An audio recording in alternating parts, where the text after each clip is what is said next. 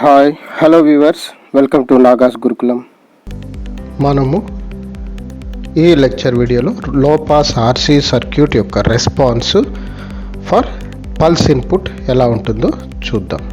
So ఎప్పుడైతే pulse input signal మనం లో పాస్ ఆర్సీ సర్క్యూట్ ఇవ్వడం జరుగుతుందో అప్పుడు అవుట్పుట్ ఎలా వస్తుందో చూద్దాం. సో మొదటగా తీసుకుంటే లో పాస్ ఆర్సీ సర్క్యూట్ ఇలా ఉంటుంది. సో అవుట్పుట్ అనేది ఆ అవుట్పుట్ అక్రాస్ కెపాసిటర్ తీసుకుంటాం ఈ విధంగా. సో ఇక్కడ ఇన్పుట్ అనేది పల్స్ కాబట్టి ఈ విధంగా ఉంటుంది. Pulse signal of voltage V for time period TP వరకు మనకు కాన్స్టెంట్ వోల్టేజ్ వి ఉంటుంది. టీపీ తర్వాత the signal voltage is 0. So it is voltage V between time period 0 to TP. TP time period తర్వాత we have 0 volts, that is a pulse signal. So ఈ pulse signal we can represent it as sum of two step signals. So ఒక step signal తీసుకుంటే మనకు voltage V అనేది ఉంటుంది after time period 0.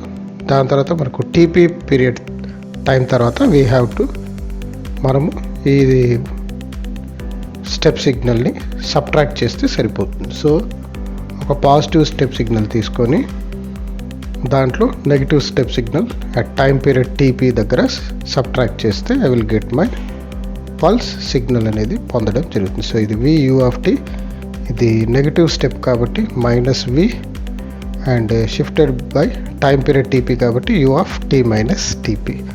So ఈ రెండు signal add చేసినప్పుడు మనకు పల్స్ సిగ్నల్ అనేది రావడం జరుగుతుంది. ఒక పాజిటివ్ స్టెప్ సిగ్నల్, ఒక negative step signal shifted by TP time units add చేసినప్పుడు మనకు టీపీ తర్వాత ఉన్న స్టెప్ సిగ్నల్ అంతా 0 అవడం జరుగుతుంది.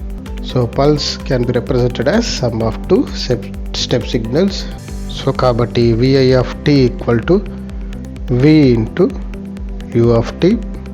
సో ఇది పాజిటివ్ స్టెప్ సిగ్నల్, దీంట్లో సబ్ట్రాక్ట్ చేయాలి -V into U of T minus TP. Negative step signal shifted by TP time units subtract చేస్తే మనకు పల్స్ అనేది రావడం జరుగుతుంది.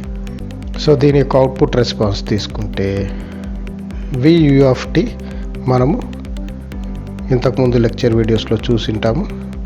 సో అది మనకు output V into 1 minus e⁻ T by RC. ఇక్కడ టీ బదులు టీపీ సబ్స్టిట్యూట్ చేయాలి. ఇది మొదటి ఇన్పుట్ యొక్క రెస్పాన్స్. సో ఎక్స్పోనెన్షియల్లీ ఇంక్రీజింగ్గా మనకు అవుట్పుట్ టీపీ టైం పీరియడ్ వరకు రావడం జరుగుతుంది. సో దీని డెరివేషను మనం రెస్పాన్స్ ఆఫ్ లో పాస్ ఫర్ స్టెప్ దగ్గర చూసింటాం.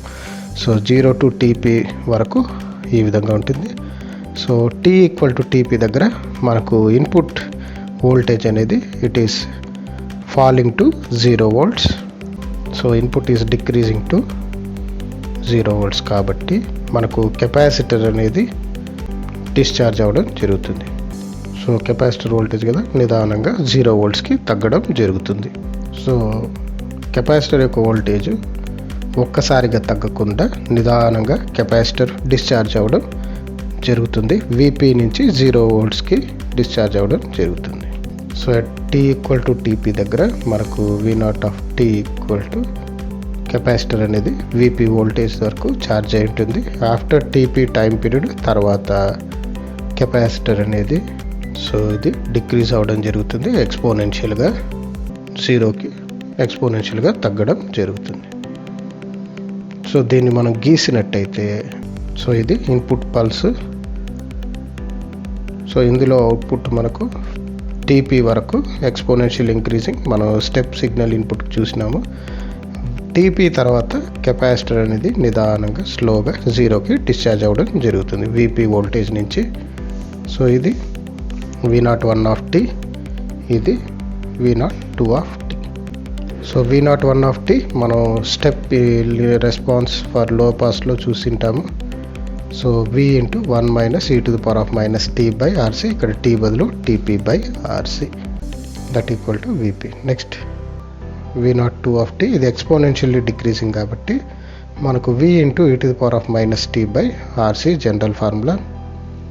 సో ఇప్పుడు రాసినట్టయితే V బదులు VP into e⁻ t minus TP. TP unit shift అయింది కాబట్టి టైం పీరియడ్ టీపీ/ఆర్సీ.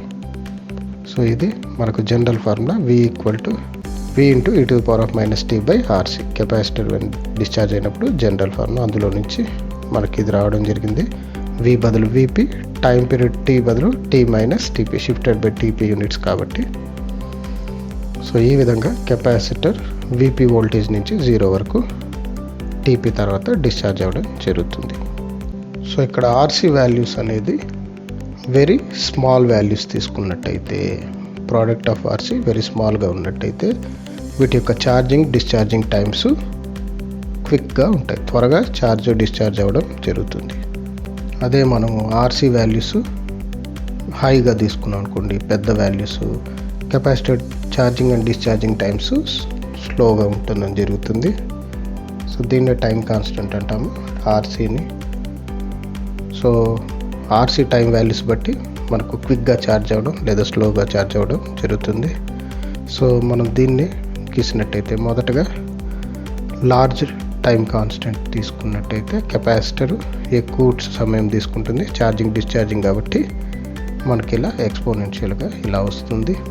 సో త్వరగా ఛార్జ్ కాదు కాబట్టి ఎంటైర్ టైం పీరియడ్ ఛార్జింగ్కే తీసుకుంటుంది. అలాగే ఆర్సీ తక్కువ వాల్యూ తీసుకున్నాం అనుకోండి, ఆర్సీ లెస్ దాన్ టీపీ అంటే మీడియం టైం కాన్స్టెంట్. సో కొద్దిగా తక్కువ సమయంలోనే క్విక్గా రైజ్ అయిపోయి ఉంటుంది చూడండి. సో అలాగే RC very much less than TP అంటే చాలా లో టైం కాన్స్టెంట్ ఉన్నప్పుడు సో చాలా త్వరగా వీపీ వోల్టేజ్ అటైన్ అవుతుంది. RC very much less than TP అంటే చాలా తక్కువ టైం కాన్స్టెంట్ ఉన్నప్పుడు త్వరగా క్విక్గా ఇలాగా వీపీ వోల్టేజ్కి ఛార్జ్ అవ్వడం జరుగుతుంది, ఆ తర్వాత డిశ్చార్జ్ అవ్వడం జరుగుతుంది. సో అప్రాక్సిమేట్గా ఇన్పుట్ లాగే రావడం జరుగుతుంది. సో ఇది small time constant, medium time constant, ఇది లార్జ్ టైం కాన్స్టెంట్. సో ఈ విధంగా ఇది. Thanks for watching this video. Please subscribe to Nagas Gurukulam. Thank you.